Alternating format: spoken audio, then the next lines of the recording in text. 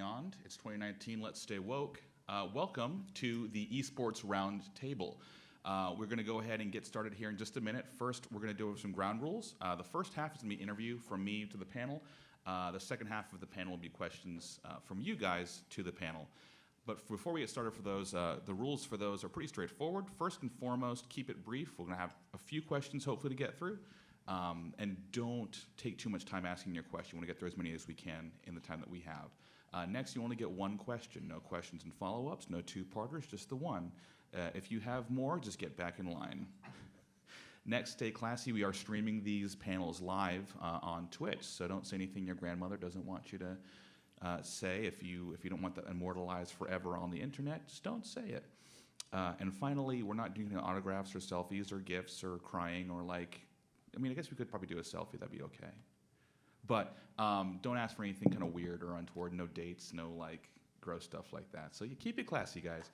Anyway, without further ado, let's introduce our panelists. Or let's have our panelists introduce themselves, actually, because they know themselves better than I do. Start with me. If you want to, it's up to you. My name is Jonathan Yang. I work for Waveform Entertainment. We're based in Toronto in Canada. We are an esports and production and broadcast facility and company, so we produce a lot of the big shows that you guys see. Most recently, we've done Get On My Level, a large Smash tournament in Toronto, and as well as we'll be going to, in the past, we've done EVO, we've done E3, a couple of PAXs as well, fan expos, Comic-Cons, to name to the sort. And in terms of my history, I've worked for Nintendo, I've worked for Ubisoft, I've worked for Asus ROG, a couple of others in terms of the esports activations, and as well as gaming marketing and development. My name is Delaney Sarlis. I currently work at 343 Industries as a production coordinator. Prior to that, I've worked with the Overwatch League, Blizzard Esports. I worked with an esports startup, All Mid, and I spearheaded a collegiate esports program. My name is Ben Winter. I work here in Atlanta on Eleague. My past, I worked for Riot Games, NFL on Fox, G4 TV's X-Play. So sports and video games have been part of my life for a long time, and yeah, I moved here to Atlanta about 3 years ago to start working on Eleague. Awesome. Everyone, Justin Patry. I'm the Director of Marketing Communications for the Atlanta Reign Overwatch League team. I also own and general manage the Sky Fox's Overwatch Contenders team, if you're familiar with that at all. Background-wise, been in esports for about a decade. Started as a competitive player, moved to community and collegiate development, worked with Red Bull for development, worked with a lot of teams for investment, partnerships, team scouting, and about a decade's worth of academic research for online gaming and mental health. So a little bit of everything. Wow, really diverse panel up here. We're getting a little bit of feedback, just a little ooh kind of thing. Oh, cool. Thank you so much. We'll start off pretty straightforward with something I think a lot of people wonder when looking at esports. What makes a game right for becoming competitive or an esport that you would broadcast? We'll work down the lane again. Go for it. All Yeah, right. whoever wants to take it, freeform. So in terms of what I enjoy as a spectator, but as well as someone that wants to kind of produce, broadcast, or kind of manage, one of the things is that for a viewer, you want to make it easy for them to understand what's available to see. Scores, what are the objectives, but as well as you want to make the spectator, in terms of the client, kind of easy and to use. So sometimes we see a lot of games come out with an observer client where it's really jumpy, the transitions to each character or point of view is really, really quick to cut, and it's not really easy to kind of focus on what's going on or the objective. One of a good example of who does this right, or rather in the last couple decades, are fighting games. It's very simple. 2 characters on screen, they have a health bar, you have to beat each other down, right? CSGO is also a terrific example in terms of that, because you have the scores, you have who's alive. You don't need to know what gun does what or how much damage they do. You just need to know the other team needs to die. Very simple. Jayan kind of said the gist of it. I think the goal for any sort of spectator mode is how simple can you make it for a viewer to jump in and understand what's going on. You kind of want to make a mode where your mom could sit in and say, oh, I totally understand that this team is trying to break down those 3 turrets, move into the base, and kill that Nexus. Those are sort of the main goals of that. I mean, I think as far as what makes a good esport, it's still up in the air. I mean, I think we've seen games come from the ground root where nobody, from the roots up, where nobody thought it would make a good esport, to games that are, looking to have an esport from the beginning, even if they're not ready. So I think it's still up in the air what makes it, but I would say the number one is a passionate fan base and a good game. I mean, games are meant to have fun, right? Like, that's why I play games. I play games because they're fun. And so if they're fun and they engage with people, I think that's the ground level that you need to have first. I think tacking on an esports kind of component after that works for some games, some doesn't. Some can be built with an esports content. You know, at the beginning, like you said, a good observer client I think is key. But one of the things at Eleague that we do is we looked at there's a couple different people, right? You kind of have that fan base for the game already, the one that you don't have to explain which weapon it is. You don't have to explain the combos. You don't have to explain those kind of things. And we see different audiences, and those are primarily digital, right? Digital, we're looking at the Twitches of the world. And then we have that kind of, hey, we've heard about esports, we've read about esports, and we look at those as kind of the esports curious, people who want to know what esports are all about. Maybe they played games when they were younger, maybe they're into games, but maybe not as competitive, those competitive type games. And we look to kind of help people out. And so for Eleague, we look at two different distinct audiences. One is our digital audience, our endemic audience, right? For those, it's games, get to the game, get to the game, get to the game. I mean, we've all read Twitch chat, right? But then when we come to TBS, we look at it as people who maybe don't know as much. So for CSGO, we might highlight and explain what an op is, what an AWP is, right? We'll do maybe a little bit of a player profile on some of the people competing in this esports tournament, just to let people know what the scene is about. We might do a history of the game. So what makes a good esport? I mean, I think it depends on your audience, and I think it's still to be determined. I mean, we're still pretty young as far as esports go. If you look, I mean, other than Korea, you look, it's what, in the 21st century? So I think there's still a lot of groundwork to be laid. Yeah, absolutely, and I think you guys took all the great answers. But anyways, what makes a great esport? I think what you highlighted earlier is really kind of pivotal in terms of being able to have something that's easily digestible to a lay audience. So easy to understand win conditions, what are the goals, having those moments of tension you see in traditional sports. I think Overwatch does a good job of that, as complicated as it is to view, in terms of experience and kind of understand what's going on. Having an esport where you can really understand those core key pivotal moments that are going to determine a game is really important. And I think beyond that, outside of the game itself, something that you can build a culture around, again, something Overwatch has done very well, where you're looking at things where they're doing toys, they're doing betting, that sort of stuff. You got a generation of kids that are growing up on it that can relate to the game, can enjoy playing the game as an experience, and are learning about how to view and consume the game. So that's kind of how I view that.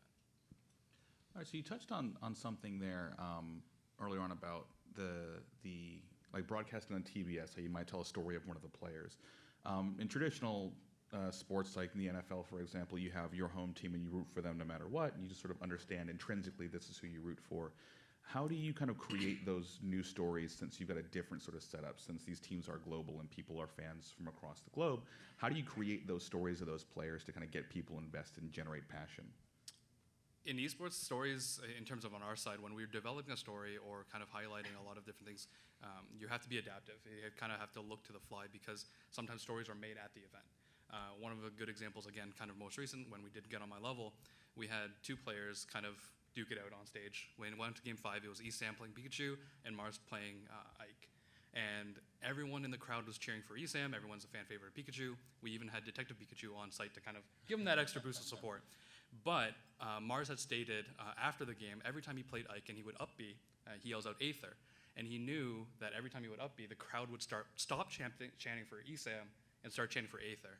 And we turned on the crowd mic, boost the mic for the levels for that, and we developed the story based around that, so that we could create that sense of hype, create that sense of passion against the two sets of crowds now. We have a crowd that's really voting and cheering for Pikachu and Esam, but then we have the people that really want to just cheer Aether. So. I mean, I think part of it is, as you said, you have to be adaptive. Two examples for us. So we did the Boston Major, CSGO Major for Eleague. We decided we were going to follow 6 teams as they competed for a doc series. Through good fortune, we ended up in the finals with Cloud9, a North American team, versus FaZe, like an Uber team. I think like they basically bought their talent is kind of how people look at them. For a baseball reference, it would be like the New York Yankees of back in the day, right? They could just pay whatever they wanted, versus kind of this underdog. And so we had this great story, and we were able to kind of mold. Now, going into it, we didn't think C9 was going to win. but we were able to tell that story in the moment, right? We kept up. We did interviews with the players, interview with the families. We showed the brother who had flown in from Buffalo, New York. We showed the parents. We talked to them. So we kind of had to go on the fly on a surprise. But then on the flip side, we were doing a Street Fighter Invitational. And so Daigo, for those of you who know who Daigo is, right? Greatest Street Fighter player of all time. So we went to Japan. We did a feature on him. We did this long kind of player profile. Dude got dropped out in the group stage. Right, so all this time, all this investment in the story, and we had to kind of pivot and work, and it ended up being this guy named Punk, who out of Philadelphia, who had kind of been under the radar a little bit, who made it out of that group, who just stomped everybody. So then we had to pivot on our stories.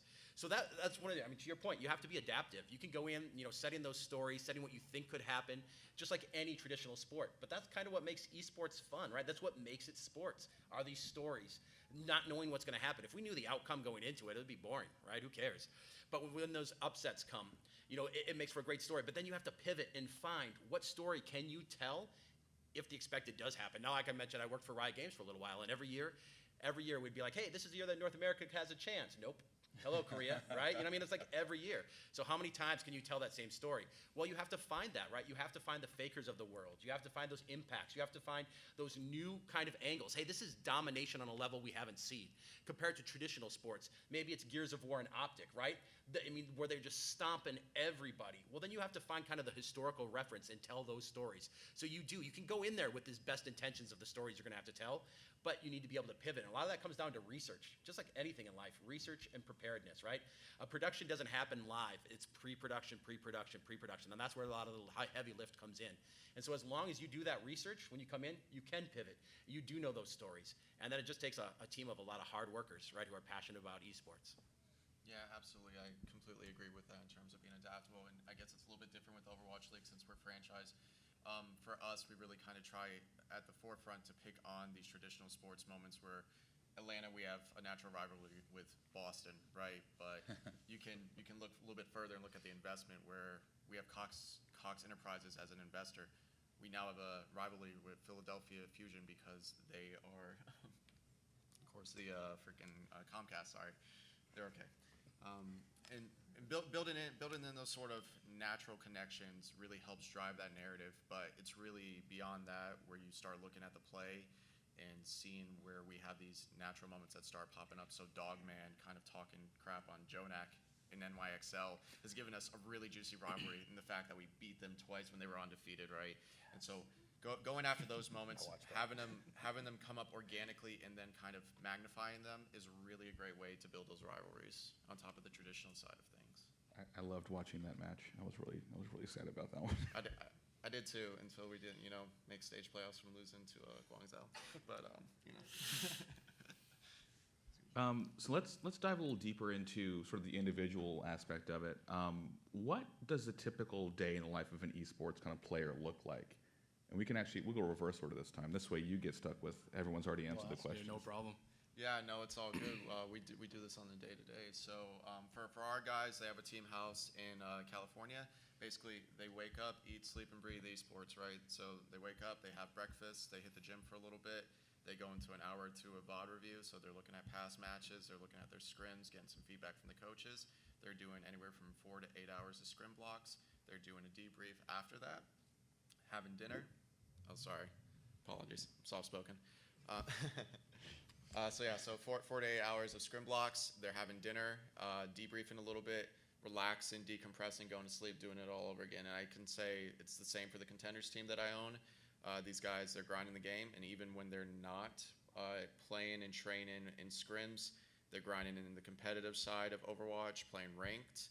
They're studying their VODs, they're studying other players' VODs, they're studying other teams' VODs, and that's consistently day in, day out. And then you have game day, decompress for a day or two, have a little bit of a break, go play some Top Golf or something with the team, little team bonding, building that chemistry and that synergy beyond it, and then just rinse and repeat. I mean, Eleague is a tournament and event organizer, so I don't have the day-to-day outside of the tournament. But as far as when they come over to Eleague, what they do is, we have a player management team that will fly the team in, take care of their hotel, their transportation to and from the studio, kind of help them out from there. Then either a day or 2 days before the actual event, my team will go in and we shoot photos with the players, which, could be a lot of fun, but also going to be repetitive if they've done tournament after tournament, right? We've all seen the esports pose. So one of the biggest things that we have to come up with, right, with the tilted head up, how's it going, everybody? Right, so we try to come up with new looks, new feel, right? But then we also have interviews. So they have to sit through interviews. A lot of these players have to do half an hour, 45 minutes, depending on the story we want to tell. And then we also have kind of those hero shots, right, where you walk up to the camera and look tough, right, or you do pose. So we do a lot of those. So there's a whole day where my team basically gathers all this media in order to create the content, either a day out or 2 days later. And then my team will turn them over overnight, turn all that content and produce it overnight for the event the next day. Then that day, of course, our player relation team will come and grab the players from their hotels, bring them in, usually have some kind of meal in a practice facility, and then they come out on stage and they have to prepare for the match. And so we kind of work with them to see how comfortable they are, whether they want to do a pregame interview, a postgame interview. I mean, because we want to tell those stories. That's one of the biggest things. And so it's a constant kind of partnership and interaction with them, how comfortable they are with sharing.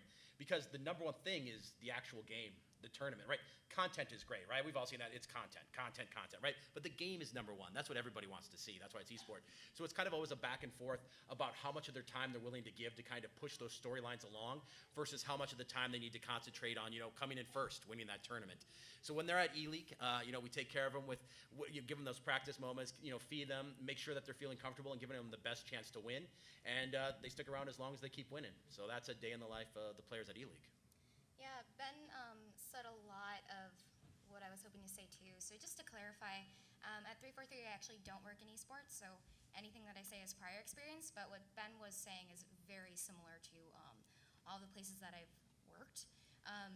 Basically, when a player comes on site for an event, the only thing that they're thinking is, how can I take this to my advantage? I want to be the winner at the end of the day, and I need to make sure that my interactions with staff, with my players, with other teams, allows me to do that.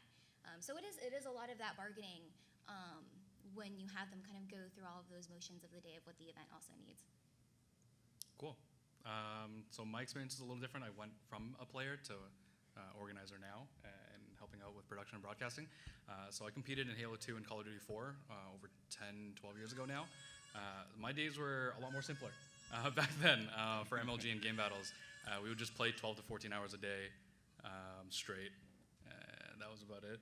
We would fly out, or rather I had my mother drive in 2007 to North Carolina for me, and I'm from Toronto. So that was quite of a drive to convince her at 14 to drive and meet players that I've never met before online. But it was worth it. We ended up winning, actually, so that was really fun. But yeah, we played 12 to 14 hours a day. On weekends, I think there's more times than I can count that I've played overnight, about 20 to 24 hours straight, sleep, and then go straight to school on Monday. But that's, in a player's mind, that's what it takes to win. And that was the very, in my mind, the core difference of winning that tournament and, making it worth my mom's time than not. So you touched on sort of the progression of esports from its sort of humble roots of indie tournaments, smaller tournaments, and now we've got something like Overwatch League with a franchise and players and health benefits. So where do you see esports heading next? Like, what's sort of the next big step? Is it more games? Is it different networks? Like, what's the next big push? we're going back this way? Sure. All right. Y'all could just do it popcorn, whoever wants to do it. Yeah, go ahead. Yeah, so honestly, I think we're kind of at that point in esports where we're consolidating. We kind of have to consolidate by nature. There are always going to be new games, but again, Overwatch League, Call of Duty franchise, and NALCS franchise is pretty much the marquee for where we need to move forward in the future. We come from a different age. I played Gears of War professionally too when it first came out, the first 2Ks and everything, and it was nonstop. There's no structure to this. Nowadays, we have a full-on infrastructure. So for Rain, we have esports psychologists. We have a team chef that's cooking 3-4 meals a day. We have nutritionists, exercise coaches, and we're making these guys fit on mind, body, health, and soul. And that's kind of where things need to go. We're looking at these traditional models of the NFL, the NBA, NHL, so on and so forth, where we're developing the infrastructure and kind of a platform where things can be taken a lot more seriously. I shouldn't bring it up, but I will. The whole FaZe and Tfue thing has come to light, and it's really highlighted the need again for infrastructure in unionizing players, unionizing teams and staff. which has been sorely missing from esports in a long time. So moving forward, I think we're going to see a consolidation of titles. We're going to see things take on longevity. Infrastructure is developed both on the community side, the collegiate side, the professional side, and the AmPro side, and really just kind of building that set culture and one that's really truly refined both for the players and for everyone surrounding the product, so that we can have a tighter focus instead of having a million different esports that are going unsupported, or seeing abusive contracts, seeing players who are grinding way too heavily and not getting enough reward and not getting enough return. That whole esports bubble thing, right? We have to keep it from bursting by providing some infrastructure. But yeah, that's kind of where I see things going. Kind of touching on something Justin said is the idea of that infrastructure. Something that I've seen, I think, throughout my entire esports career, and a pitfall that I fell into is kind of the idea that what you see on screen are the only jobs that someone can have. And there's this whole logistical backbone to the entire industry that people just don't see, because when you see esports, you think of your favorite player, you think of that caster that's just the funniest guy that you've ever seen in your life. But there's this whole team working in the background on travel, payments, contract, business. Esports is a business. And those roles are needed as well. And I think that the esports industry is moving in more of a professional mindset of how do we set up that infrastructure to have the longevity that we want to have. Absolutely, and I do think collegiate's going to play a really big part in that, something that's really rich in my background. I think what we need to see in the future is a lot of degree-based programs and a lot of injection of esports professionals who were the first wave of esports professionals who've done marketing, who have done community development, who have done branding and business development for investment, and seeing those individuals return to the collegiate sector and training students at the college level to naturally feed into esports with those experiences. And then beyond that, I think we're going to see kind of a reverse funneling with professional players, where these guys have been playing for a really long time. They're going to start going to college to get educated, continue to do that for free because they can still play. So we're going to see a higher level of competition at the collegiate level, and they're going to build those soft skill sets and bring them in and turn to the business back end of esports and develop it that way as well. Jumping in again, sorry guys. Yeah. Sorry. That's definitely when we were making the collegiate esports program at Miami University. That was a hope of ours.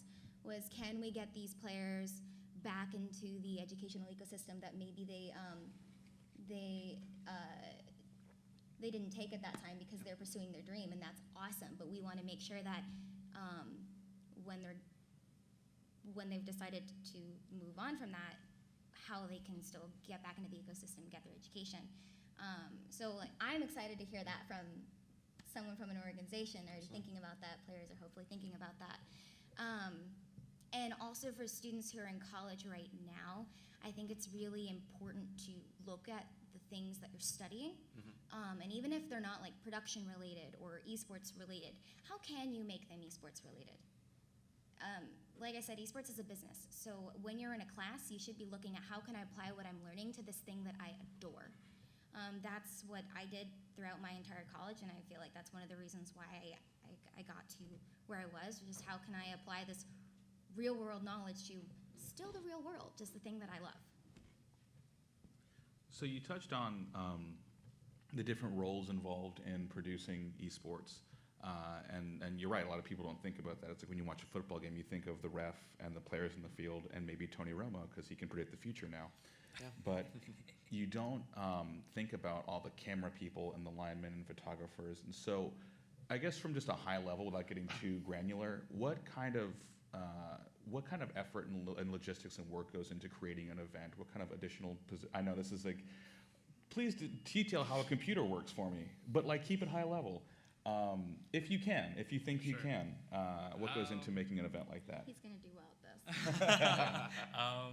Yeah, it's incredibly difficult.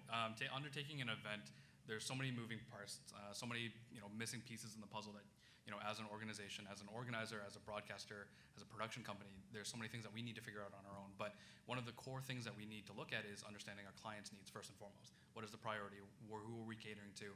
And then how do we make that work? So the marketing that goes behind it, the business development, and as well as all the organization in terms of production. How big the stage, what kind of lights do we need, the riggers, all of that setup, what kind of power distribution, networking, all of these things that people don't understand or don't see until we flip on the on switch and go to twitch.tv, right? And these are all the things that kind of are built off everyone else's hard work that they don't see. Again, people see the players, people see the refs, people see the coaches, but they don't see the people that, cut the grass on the field, right? So that's one of the biggest things that kind of we look at as a production and a broadcast facility that, backstage, no one sees them as superstars, but they're just as important for having that show go live. Yeah, and outside of production too, just think about all the people that are just taking care of the people on site. If you don't have a happy crew, things can kind of go a little haywire, and there's a whole team that's dedicated to making sure that those people have what they need. And that's mainly someone who's heading up like hospitality, and that's making sure there's caterings on time, dietary restrictions are being met. There are shuttles that are going to get everyone out of the venue on time because, after you have a 12-hour broadcast day, you're tired and you want to go home because you probably need to be there at 7 a.m. for the next day. So also thinking about those people as well. I mean, I think it kind of ties in the last two answers together. It's the real world, right? It's like any broadcast. So think any sport, any broadcast, any kind of production, and those are the same jobs that you have in esports. I mean, it starts with business development. It starts with reaching out to the individual publishers. It starts kind of talking through, to your part, what they're looking for, how you can kind of support the game. But then on your end, how can you support kind of your production? It goes to what you were talking about, hospitality, reaching out to the players, making sure that their flights are ready, making sure their hotels are booked, making sure that they have transportation to and from. And then when it comes to production, it's like any television production. I mean, you have a director, a producer, a technical director, lighting. You've got camera operators. You've got audio. You've got anything that comes to a traditional, to a traditional broadcast. This is a traditional broadcast for the most part. I mean, we're not looking at 10 years ago where it was, a TriCaster, it was 2 people. I mean, those still are there, and I think we should continue to support them. But if we're talking large scale, I mean, it's up there with any traditional sport. In fact, there are shoots that we do for Eleague that are more complicated than what we do for the NBA, that we do for MLB. I mean, it is the same level of dedication, the same level of expertise. We have Emmy winners working on Eleague. So if you want to get into esports production, just go to production, learn, go and find the best production schools out there, the best television production schools out there, the best sports production schools out there, and that's where you need to go. My background is traditional sports television. I mean, it was before Justin TV. That's how old I am. I'm back there. I went to traditional production. I did traditional sports production, NFL on Fox, MLB on Fox, and that's where I learned what is a good shot, how to tell a story, how to properly frame everything. So that when I moved over to esports, it was the same thing. You're telling the same stories. You're still looking for the same shots, only it's a game director now and not just a director for on the field. So that's what I would say. Like, if you want to get into esports, if you want to get into esports production, just get into television production, get into sports production in general, and get to know people in that industry, because it's about who you know. That's what I tell everybody who comes to work for Eleague. It's who you know. Go to these events, meet the production crew. Like you said, there's a ton of heroes backstage, but a lot of them like to mingle in the crowd. It's something different when you're in a truck, when you're in that control room, it's cool. But when you get out and you can feel the energy, right? When you feel the hype, when you hear people pounding on the floor, when the hairs on the back of your neck stand up because they're about to do a Baron steal, right? There's something special there. So when those people are out there, introduce yourself, say hello. And those jobs, it's who you know. Yeah, absolutely. And I think even beyond that, there are a lot of smaller roles. So again, with Overwatch League, there are makeup artists. There are people who are liaising and doing logistics things, taking care of the casters, taking care of the players, making sure they're getting from point A to point B. People who are orchestrating that run of show, people who are running point on PR for interviews, for email exchanges with outside interests, to make sure that these players can get presence beyond just playing and make sure they can weave this narrative. So that's really important.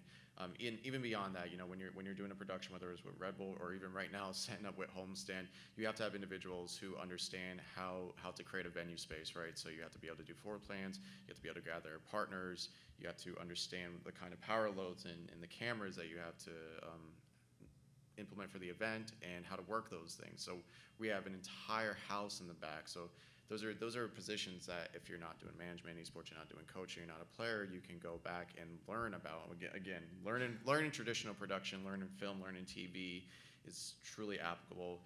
Understanding how to run a proper Twitch stream. There are guys at Smash GG who do this very well. They travel the country and they have all professional equipment, and pretty much their job is to make sure that the production is executed cleanly. There are no hiccups, because if you have hiccups, your broadcast goes down, you lose audience. So it's very crucial to having production run smoothly. So I'm going to take a quick second and just appreciate the diversity of our crowd here for a second. We've got people of different races and ethnicities. We've got different genders. We have this wonderful representation of people here for this panel. And so the viewership of Overwatch League or of esports in general is very diverse as well. But some of the player base might not be as diverse. So I'm curious what kind of initiatives are underway or what ideas are in the works to continue to expand on those fronts, especially getting more women involved in actually as players or as coaches. Again, I'm going to use Gommel as a kind of an example just because it's our most recent event, but in females in particular, one of the things that we like to highlight is Smash Sisters, which is a side event, but it's highlighted very formally and kind of front and center on our social media pages to say, hey, as an event that we want to kind of produce and showcase, females in gaming that, tag along to a tournament, sometimes are fans of the game, but sometimes one of the biggest criticisms we get is, I'm in a pool with 4 or 5 other guys and I don't feel comfortable. And this is something that we've seen in not just Smash, but in every other competitive game from my time in Call of Duty over 10 years ago. So Smash Sisters is a great initiative in that sense where it is run by, this year we had Lauren, great individual who TO'd the event and brought it to the limelight and organized it on our own. But it was a great turnout in terms of we had 60 females come out in game and just play Smash. And they had a crew battle between the two of them, between all of them, which is really great, and team captains. And a lot of them, we get to appease that. The biggest criticism that we get is that I can't find another female friend at an event. And that's something that I feel is more prevalent, or should be more prevalent in other titles as well. I think collegiate is a really great space to look to for this. As soon as you asked that question, the first thing that popped into my mind was Miami University's Overwatch varsity team. They're as diverse as you can get. There are 2 girls on the team. There's, how do you say this? There are individuals with different sexual orientations, different races, and they all adore being teammates and they kick butt.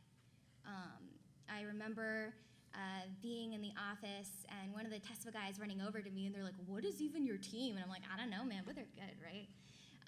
I think that our collegiate communities are incredibly open and welcoming to all, and I'm really, really excited to see how those communities churn and where those people end up in the industry, and hopefully also onto teams. Yeah, I would just encourage you guys all to come out to an Eleague production. In July, we're going to be having Gears of War, and you can see for yourself kind of our dedication to diversity at Warner Media and at Turner Sports. So come on out. I mean, if you're good at making television, if you're good at making sports TV, Eleague's the place for you. Yeah, so this one I might actually have a pretty long answer on. For me personally, and I think for everyone, esports is a great equalizer. It doesn't matter gender, ableness, sexual orientation. Everyone can kind of compete on an even playing field. Doing collegiate development, that was always kind of the seller there, right? You have individuals. I think if you're familiar with FGC at all, individuals like Broly Legs, he's disabled and he has to drive around on a roller table and he plays with his face, right? But he's one of the best players in the world. And you get a lot of that sort of thing where individuals who have disabilities like that compete with everyone else, and it's all an equal playing field. But in collegiate, we really have this opportunity where we have these mass student organizations where you have great integrated teams. Like Boise State's a great example. Their captain is a female, and they rock. They kill the Mountain West, and it's a really huge example, and it's someone where girls who are growing up have a role model to look toward. So highlighting that sort of integration for esports is very important. A lot of individuals or entities like DreamHack are doing individual female competitions, like for CSGO, where there's $100,000 initiatives, and that's really great to draw attention to women in gaming. However, we have to be very careful not to segregate too hard, right? And even in Overwatch League, we have Geggery, and we have to be careful about not tokenizing the women too much. Where I think it's a semi-generational gap where we do this, we highlight female figures in esports, give these young girls who are growing up on esports as a cultural piece role models to look forward to. We improve the environments, make them less toxic. I know it's a real big complaint in Overwatch that the competitive experience can be a little bit toxic for women, but kind of normalizing that, making sure they have a safe space to play and that they can integrate completely, and then promoting that competition at a community level, at a collegiate level, and making sure that we are given everyone the opportunity to compete, and that's both on the team side and on the staff side as well. So. That was really nice and wholesome. I feel like warm inside now. Yeah. Stay woke, y'all. It's 2019. We're gonna go ahead and shift real quick into the Q&A zone.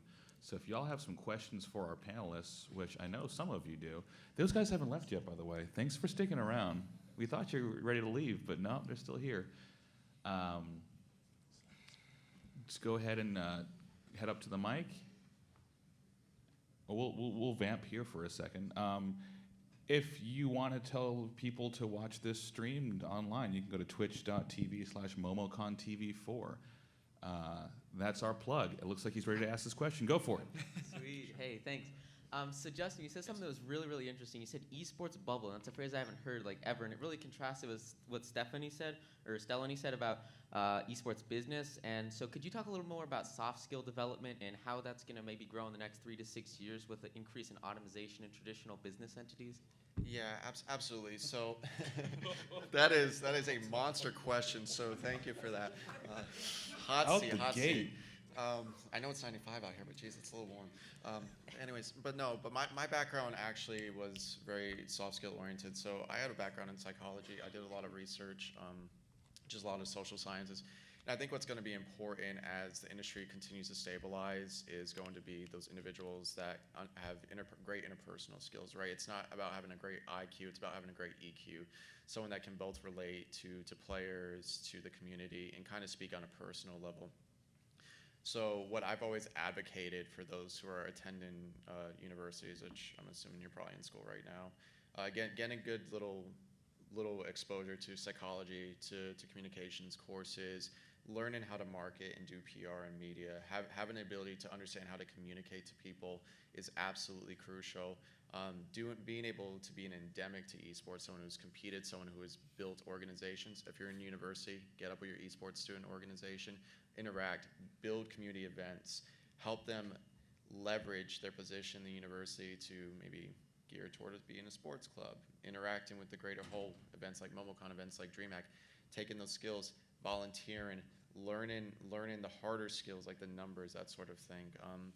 Making yourself really well-rounded. It's something that's invaluable in esports. You're going to find that there's not a lot of people who are endemic to esports that have a well-rounded skill set, have degrees, and people need that. And I think when I was having conversations with the owner of Rain, that was something that he kind of highlighted, is that there aren't enough people with those sort of soft skills and hard skills on the esports side. And he's actually, they look to pull from people who go work for loan companies, who work for data analytics companies, who are professional psychologists, professional chefs, nutritionists, and pull them in and teach them esports. So if you can take those skills, learn that in school, and be able to apply it, then you'll be in a much better position.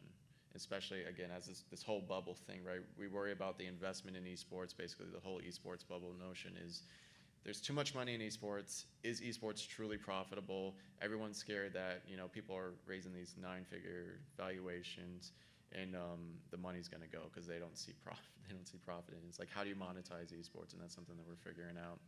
So as that goes on and moves forward, having a very diverse and well-rounded skill set is going to make sure that you have a secure job if there is a calling eventually ever. Thanks. Yeah. Good question. Yeah, my question's pretty easy. When gaming is your job, how important is it to have hobbies? And if you do have other hobbies, what are they? I hide in my room and play and build Gunplus. Oh. That's my me time. I disconnect from my computer, my laptop, and my cell phone, and I build a robot for like 6 hours. Yeah, that's my hobby. That's pretty sick. I play a lot of D&D. Also, yes. That's when I'm not working, it's normally going home, and I have a group of friends that I voice acted with a long, long time ago, and we just hop on Tabletop Simulator and just play for hours. For me, it's family time. I have a family, and we game together. We go hiking together. We go camping. We go on adventures. So just staying well-rounded for everything. But a lot of the fun that we do have is gaming together. So it kind of changes it from doing research for the different games that we're going to cover and kind of the esports scenes and the stories to, again, like back in the day when it was just having fun, playing with people that you really like hanging around with and playing for fun. Yeah, absolutely, completely agree with that. It's one of those things where you're so entrenched in gaming, and then your escape is kind of gaming. It's, it's just not let me play Overwatch for the next 10 hours. I'll go play Mario Party or something. so definitely having those experiences where you can have cool down games where you can just enjoy yourself and not have to think too hard is really important. Being able to get yourself outside, shutting down from media, stepping away from everything, go hiking, go adventuring. And just kind of getting some fresh air and seeing outdoors again. Try not to be too much of a stereotype. We all end up shut-ins at one point or another. And then for me personally, reading comics, playing music, things that are a little cathartic, and I can just kind of turn off for a little while, not think so much. Cool, thank you. Yeah, absolutely.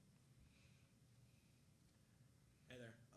So my main thing, like, I have a billion questions, of course, but the main one that really has been coming to mind a lot recently, unionization in esports for players and everything like that. How soon do you think we're actually going to see that come in fruition and be an actual staple part for some stability? Because a lot of Get close to the mic. yeah, it's because a lot of pros and whatnot don't have.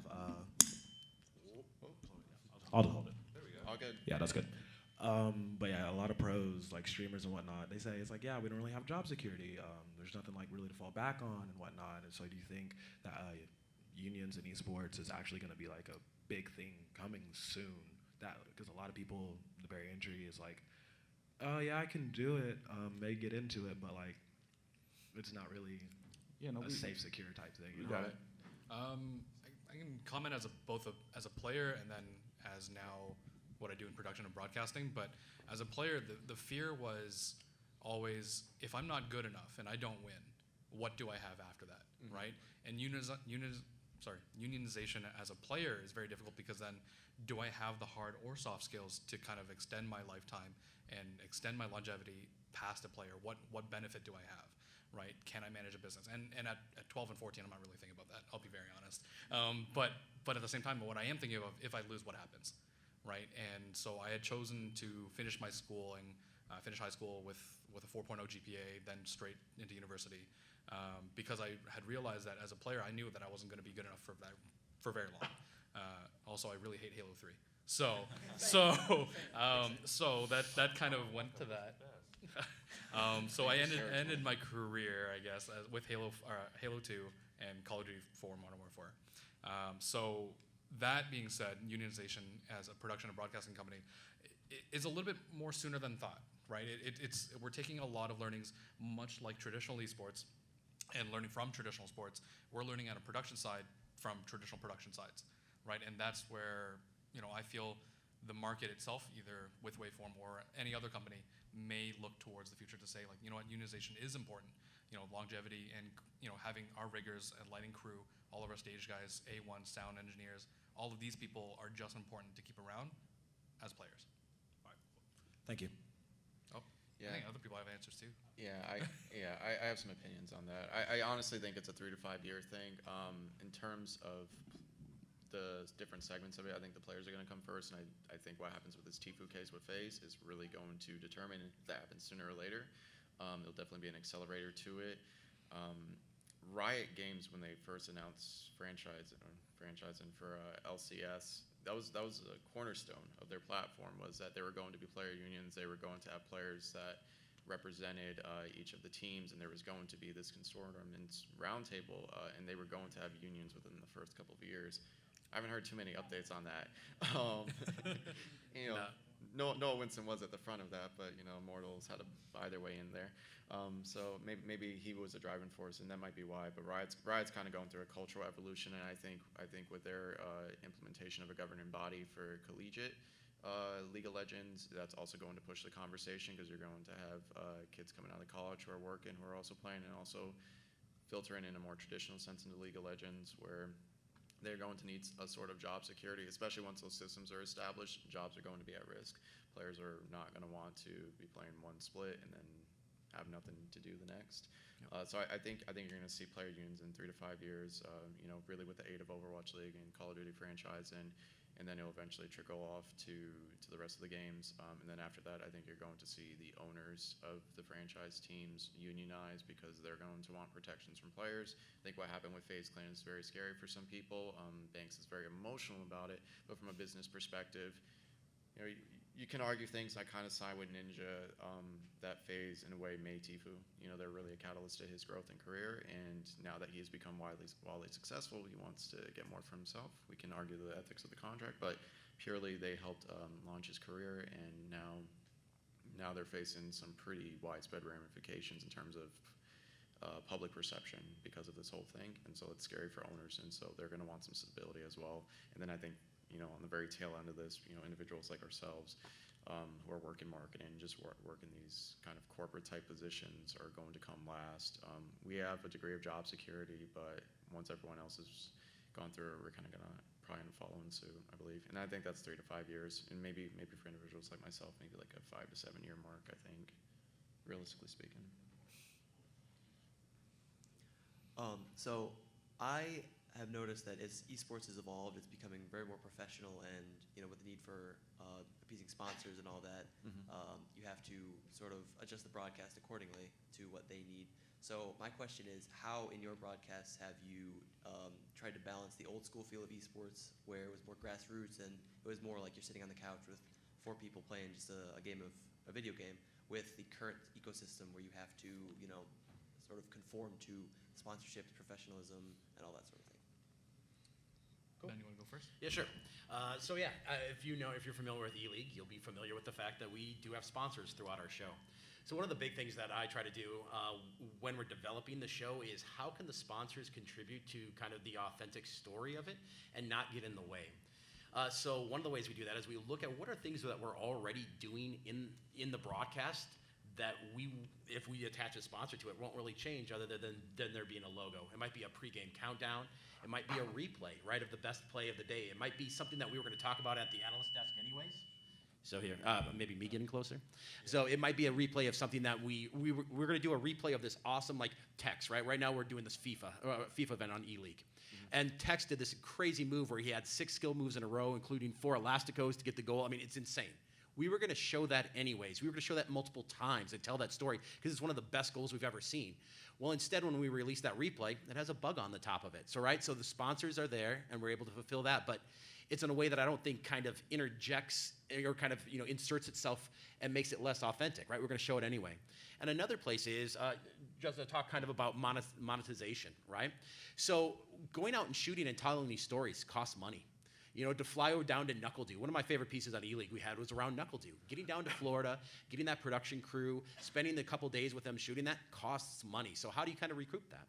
Or how do you make it so that you can tell these stories? Well, one of the ways is to attach a sponsor to it. Now, I really want to tell those stories. Like that Knuckledew story is amazing. Taco from CSGO, we traveled down to Brazil. We spent the day with him, talked about him, his struggles with CSGO, with wanting to be a star, with his mother and the kind of the health battle she had. But that all takes money to do it. So one way to be able to do that is to go out, reach out, have that sponsor kind of help. Now, again, I don't think that's, you know, inserting that kind of that sponsor or that brand in a way that's unauthentic, because we wanted to tell that story anyways. It now has enabled us to do it. So that's kind of how I look at it, right? Is making sure that that content is still something that we'd want to do or we're going to do anyways. And the ones that we kind of shy back from, the ones that we say no, are ones you never see.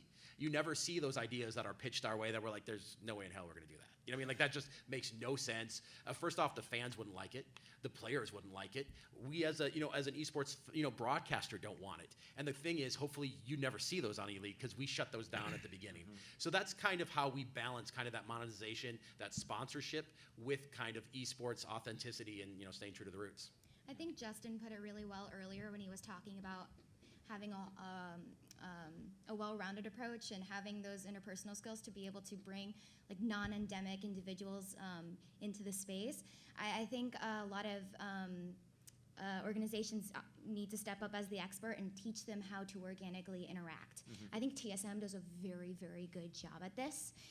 When they announced their Chipotle sponsorship, I would just go on YouTube, go on the TSM YouTube page and see the way that they did that. It was absolutely hilarious. And also their sponsorship with Geico. It's just finding different and fun ways like that to sort of interact with. But we do have to be the experts because they're new to the space and they just know they want to be involved. Yeah, one of the things that just kind of add to Ben's point is, again, taking the content that you were originally going to shoot and then adding that factor. So for Gommel, we had Red Bull as one of our main sponsors, so we brought the Red Bull truck and Humvee into the venue so that people can see the full view Red Bull branded truck. We also put I think it's like a 15-foot decal on our stage. So we were already going to do a fisheye lens shot, that players have. They're both facing against the CRT or the monitors for Smash 4 or Smash Ultimate or Melee, and now you have a giant Red Bull logo that's attached to the floor, and it creates that larger than life. And again, to your question, to kind of put that point, is how do we kind of broadcast the sponsor and showcase that, but as well as add to the fact that these guys are playing games that you would be playing on a couch, right? So now we've created a stage and an element, a larger than life aspect to it that now introduces our sponsor to say, hey, this is the Red Bull stage, right? And for the Eleague, right, and in terms of our replays, this is the replay brought to you by or powered by. And these aspects are so important to those aspects, but as a viewer, you don't catch it. All right, it's not an annoyance really, right? It's not a kind of a full bug splat to say brought to you by State Farm. This panel is brought to you by MomoCon. We've got 10 minutes left, so we're going to do quick, Oh, thank God. maybe one or two people on the panel hit these answers, and then we'll blast on through. I'll try to be quick. Go. Hey. Oh, just go to angle it right down at your mouth. You don't have to. There you go. Talk right close. All right. So I created an esports club at my school. Oh, awesome. But Awesome. thanks. And I'm having problems with membership. It's really hard to get people into esports. There's a lot of casual gamers and people who don't even know that esports is a thing or think it's a joke. How do I make it more mainstream and easy for people to get into? I think focusing on some of the more casual game modes is a great way to start. I actually saw an ad for something for some Irvine SoCal group. They had an ARAM social, and I was thinking, wow, that's really, really smart because who doesn't like one random game of ARAM, hopping in there, playing with a bunch of friends. That gives people the opportunity to socialize with one another, but then also play competitively in a space that feels safe to be bad because I just rolled as champion. Whoa, I've never played him before. No one can blame me, right? So kind of looking for opportunities like that where it lowers the competitive level bar, so it's just a little less scary for people. And then as those relationships grow, people will want to see each other more. They'll associate those relationships with your club, and it'll kind of just spiral naturally. You'll see people from the community that also want to step up into leadership positions and help push more initiatives for the club. Okay, thank you. Hello. My question is, what experience do you think best prepared you for your current job? I was an analyst at Thomson Reuters. It didn't really help. Truth be told, I was a volunteer for a lot of events, and much like the rest of the panelists here, the wonderful people, the getting out there, right? Getting out to the events, showcasing anything, any kind of interest. One of the things that we do at Waveform, whenever we get an email, and we get plenty after every event of, hey, how do I get involved? How do I become a part of Waveform? I ask them, what about the event that you just came out to would you change? And that's the biggest question that I request from them. To say, you came out to Gommel, you came out to DreamHack Canada, you came out to Fan Expo. What would you change? If you were in my position, if you were in the position of my partners, what would you change? And let me know how we can do better. And if a lot of people don't answer that, a lot of people can't. But I'd rather take the honesty to say no than for us to sit down and say, hey, we can talk this through. But coming out to an event and enjoying it as a spectator, but as well as volunteering, are the greatest ways to get your foot through the door. And that builds that experience because you never know where you want to be. Yeah. You can go. We'll go down the line. Okay, I hope this answers your question. I think in terms of being prepared for sort of any position that you could ever go into, I think it comes down to the idea of, are you seizing the opportunities that are you seeking out opportunities? Are you putting yourself in spaces and in places that these opportunities can present yourself or can present themselves to you? Conventions is a great way to do that, and networking. Are you seizing those opportunities? Are you deciding yes, I do want to volunteer randomly because they need help, or I do want to talk to that person after the panel just to learn more and maybe get a LinkedIn invite, et cetera. And then are you constantly pushing yourself after that to improve your own skill set? I think are like the three main things, because that'll just apply to any position that you'll go in life in general. It's just how do you seize that, and how are you making sure that you're constantly growing? I mean, I think it's been a theme that's been said in several different ways throughout here, is everything in life is the way to prepare it, right? No matter what job you have, look at it of how you can improve at that job, and when that esports opportunity comes, then you are better at your job. It's just now at esports. So you mentioned the accounting firm, right? So there are accountants needed for esports. I come from a traditional sports background, so I started at the bottom as a PA and kept working my way up. Every one of those jobs, every one of those steps prepared me for where I am now. So no matter what job you have now, no matter what you're passionate about now, just get better at it. And then when that spot, that correlating spot opens up in an esports production, organization, or whatever, you already got the skills. And if you have a passion for gaming, which I'm guessing you do, that's kind of the other key component. Skills plus gaming, and there you go.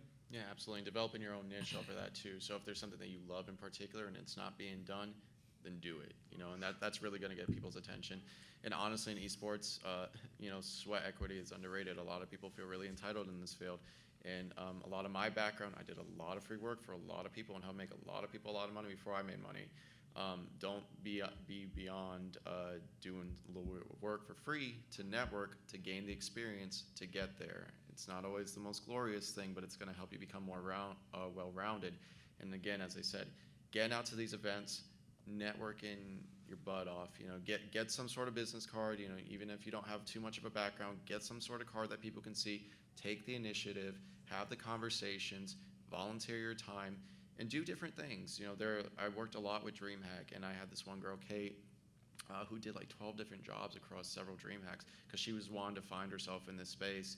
And you'll learn a lot of things that you don't want to do, but you'll eventually find what you do love. But by doing that, you're going to, once again, round out your skill set. You're going to be very informed about how things execute at different levels. And then beyond that, also research and understand the different games, understanding the components that go into it. Even if you don't play it, have a little bit of an understanding. That it goes a long, long way. And then just always put yourself out there and do. If no one's giving you the opportunity, then create the opportunity for yourself. Thank you. Absolutely. All right, we are in our final 4 minutes, so 30-second questions, 30-second answers. Hope you're ready. Go. First off, thanks for being here, guys. Really appreciate it. As someone trying to get into the industry, it's really great getting some insight from people who've already worked through it. My question's for Justin. As someone who just recently, or as a couple months back, heard that Overwatch League plans to have home and away games in the coming years. I was wondering, does Atlanta, if you knew if Atlanta's going to have a full broadcast team in Atlanta, like interviewers, commentators, analysts, the whole nine, or if that was going to still be stationed in Burbank? And then my other question is, what would be the... Okay. It's all good. I'll give you the broad sweeping answer here. Basically, right now, assuming things stay home and away, might go traveling roadshow style. Remains to be seen. But we're looking like 15 games for COD and AL. Every team has to have their own set of casters and their own production team. So even right now, it's a great example. We're doing the homestand weekend, July 6th, July 7th. Get your tickets, ATLRain.com. Nice plug.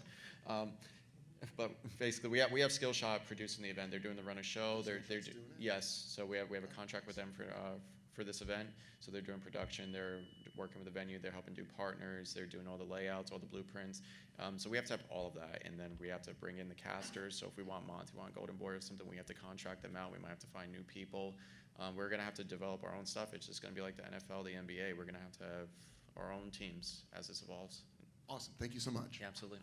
2 minutes, even faster. So do you think these localizations of Atlanta, soon to be not Overwatch, Call of soon to Duty. be Call of Duty, Yeah. do you think this will be a long-term activity, or will it be like a short-term phenomenon? Oh, no. This is for the long haul. The goal is that we are going to be moving to Atlanta sometime between September and November, and we are here indefinitely. We are going to be sitting with the Arthur Blanks of the world and chowing down with the Falcons, for the rest of the time if we can help it. And then expand it. That's the goal. The Overwatch League really wants to geolocate esports, and they want those traditional models so they can build community, build fandom, build culture, and have that forever. Yeah, thank you. Yeah. 60 seconds. What do you guys think about the growth of the gaming peripherals market and overarching gaming software and video sales in the next decade to 2 decades? I used to work for Asus. They're expensive. They're real expensive. Mouse and keyboards they're a lot. But the idea is that they're going to keep getting better. They're going to keep evolving. They're going to help getting that competitive advantage until there's a line that's going to be drawn in the sand to say how much is too much, right? So fight sticks are a great example in the FGC. Some sticks have turbo mode, for example. It's built in the stick. Is it allowed? Is it not allowed? These are things that have to be kind of looked at and transitioned to, as a macro available on a mouse, for example. Is that allowed? Well, is that allowed in World of Warcraft for 3v3 arena versus why is it not allowed versus in League of Legends? These are things that have to be kind of drawn in the sand, and each developer kind of develops their own rule sets for that. But when I worked at Asus, when we were developing products, that was something that we had to really look at in terms of the esport demographic, both casual and hardcore. Casual gamers, they don't care. They're going to macro whatever they want. But a hardcore gamer, the one that is going to be the loudest voice of reason and the loudest supporter on social media, they may not. Last two questions. Here we go. Hi, me and my team, we're trying to. Point right at your mouth and just get real close. Oh, me and my team are trying to organize esports tournaments and events and gaming parties and stuff like that. We're just wondering. We plan to fund our first few of them, but as an organization, could we get sponsorship and funding from other companies, from like bigger companies? And if so, how would we go about doing that? Absolutely. Proof of concept. Yeah. You have to, so again, sweat equity, you have to show those numbers. You have to go around the community. You have to get people excited, rile them up, and activate them. Have pictures of that, have metrics of that, be able to make it provable. Start at the local level, try and get some smaller sponsors. Don't go after these big guys because they're going to slap you across the face and say, not right now. Yeah. Slow and steady wins the race. So really, you got to put that work in, prove that you have the base, get the small guys, build up from there. When I was in university, I ran a collegiate-style event for a LAN in my school. We became the second largest in Canada, and that wasn't a joke anymore. So we started from like going to ice cream parlors and asking for like $200. I knew the price because I worked at the local newspaper, how much an ad in a newspaper cost and how much their metrics were, and I compared it to our local newspaper for our school. And I was like, okay, well, it's $500 for them. I'll take 250 plus coupons, and I'll put your ad all over the newspaper in my school. I did that 200 times. And then I reached out to 1,100 companies across all of Canada. We reached $55,000 of sponsorship, and that year, 1,200 attendees walked home with a copy of Witcher 3. It came out that week. Yeah. All about leveraging that value. MomoCon started as a free convention at Georgia Tech, and here we are. So don't forget, humble roots. All right, last question, bud. Here you go. Cool. Hey guys, question for Ben. Actually, tremendous amount of respect for the production at the Eleague major. So my question kind of harks back to what you said about getting into broadcast production in esports specifically. 90% of the way you'll get there in a traditional program. I think everybody can agree that there's a few fundamentals that no traditional media program will prepare you when you're rebuilding a CS:GO HUD or whatever the case may be. Any identifiable strategies for bridging that gap outside of volunteering or watching a lot of games?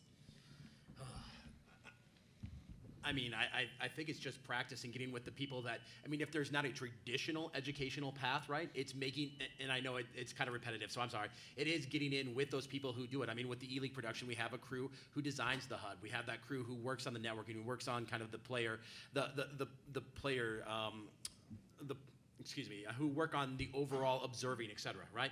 So it would just be contacting them. And the fun thing is a lot of them are on social media, right? I know our CSGO observers, I mean, they're constantly tweeting out shots from our control room. And most of them that I've worked with are willing to kind of go out there and take the next step and work with people and train them. It is a community. That's one of the cool things about esports. It is a very, a community that sustains itself, supports itself, and continues to look to grow.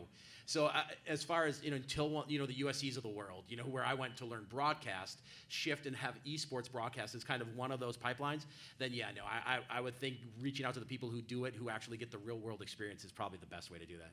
Awesome, thank you. And thank you all for coming. That'll do it for us here. Enjoy the rest of your con. Thanks for sticking around, guys, over there by the door. You guys are awesome. Have a great con, or else. Thank you. No, of you. Yeah, of you guys right there. This is cool.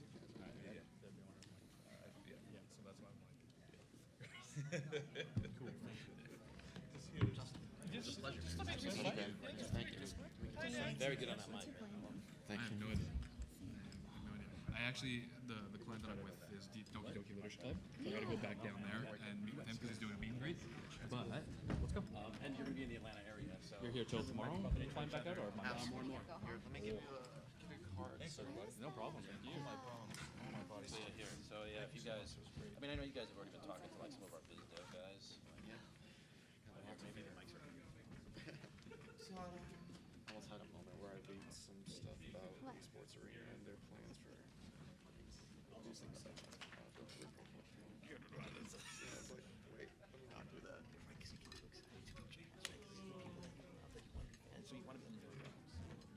for coming, guys. Really appreciate it. This was really good. Information. Thank you so much. I forgot that I know about like television broadcasts from an internship I did at Television Broadcast, and so I was like, oh yeah, I know that stuff. Yeah, I mean it's the same thing, man. It's just now it's about games and then learning and loving that game. It's still, I mean, it's all games. Yeah. Whether it's football, whether it's Overwatch. If you see cosplayers out here, you see Raiders fans cosplaying, right? Raiders fans cosplay all the time. Like it's the same thing.